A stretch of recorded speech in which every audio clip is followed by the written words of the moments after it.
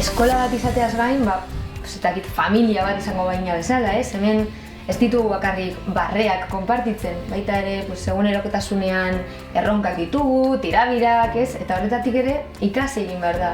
Bueno, ikasle bat igual ez da zure gana joaten azu bat daukagulako, baina guk akonpainamendua eskaintzen diegu. Batu egiten dira lehenengo eta hirugarren mailako ikasleak, eta batera igual errazago egiten zaie egunerokotasunean sortzen diren arazoak konpontza, igual nagusiek lagundu dituzte txikiak eta alderantziz.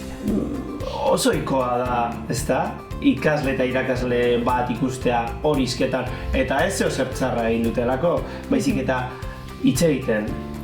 Laguntzen ikaslea ez den, ezta? Eta laguntzen bere arazo pertsonalekin, ni hala bizi izan nuen ikasle bezala eta hori zeratzen naiz ere egiten irakasle bezala. Niretzat Maristak Bilbao, lehen esan dudanez, ideia bat edo gune fisiko bat izateaz gain, da bizitzeko modu bat.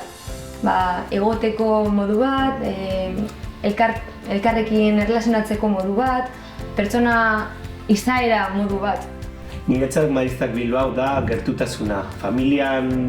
Zure familian aurkitu alduzun hori, baina ikastetxe batean, bai.